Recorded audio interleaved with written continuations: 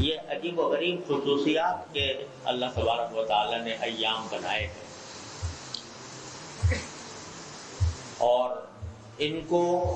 وہ فضیلتیں عطا فرمائی ہیں جو سال میں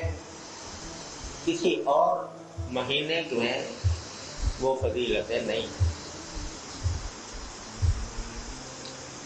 سب سے پہلے تو یہ 10 دن جس کو عشرہ ذوالحجہ کہتے ہیں، ذوالحجہ کے 10 ایام، اس کے بارے میں نبی کریم صلی اللہ علیہ وسلم کا یہ ارشاد ہے کہ اللہ تبارک و تعالی کو اپنی عبادت کسی بھی دن میں اتنی زیادہ محبوب نہیں ہے جتنی ان 10 دنوں میں. عبادت کی کوئی تخصیص نہیں، کوئی بھی عمل عبادت کا، وہ نماز ہو، نفلی نماز، وہ ذکر ہو، تسبیح ہو، شکر ہو، قرآن کریم کی تلاوت ہو، یا اور عبادتیں جن کا تعلق بندوں سے ہے، کسی مریض کی عیادت،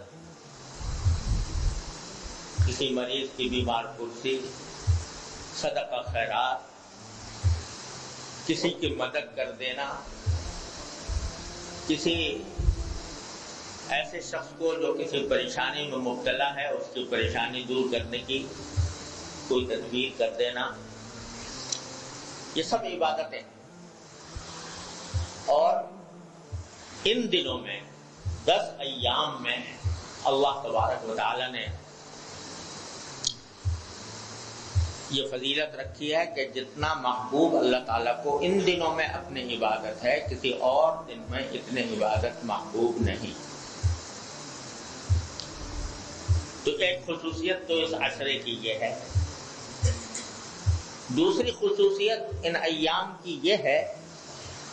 کہ ان میں کچھ عبادتیں ایسی مقرر کی گئی ہیں جو انہی ایام کے ساتھ خاص ہیں. دوسرے دنوں میں وہ کام کیے جائیں تو کوئی عبادت نہیں. مثلا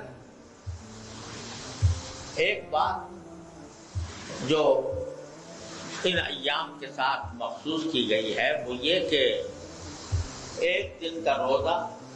1 سال کے روزوں کے برابر قرار دیا. ایک رات کی عبادت شب قدر کی عبادت کی طرح قرار دی گئی ہے. ایک ایسی حدیث میں جو متعدد طرق سے مروی ہے، اگرچہ سند کے اعتبار سے زیادہ مضبوط نہیں ہے لیکن متعدد طریقوں سے، یہاں تک کہ ایک مرتبہ رسول کریم صلی اللہ علیہ وسلم سے کسی صحابی نے پوچھا کہ یا رسول اللہ، آپ نے فرمایا کہ ان 10 دنوں میں عبادت اللہ تعالیٰ کو سب سے زیادہ محبوب ہے، تو کوئی عمل جو اس کے علاوہ دنوں میں کیا جائے وہ اس دن کے برابر نہیں ہو سکتا. تو کیا اگر کوئی شخص جہاد فی سبیل اللہ کرتا ہے،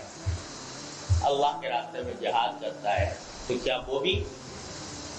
آج ان دنوں کی عبادت کے برابر نہیں ہو سکتا؟ تو آپ نے فرمایا کہ ہاں، سوائے اس کے کوئی شخص اپنی جان قربان کر دے، اس کے علاوہ کوئی عبادت اس کے برابر نہیں ہو سکتی. تو روزے کی کا 1 سال کے برابر روزے کا ثواب اللہ تبارک و تعالیٰ ان دنوں میں عطا فرماتے ہیں.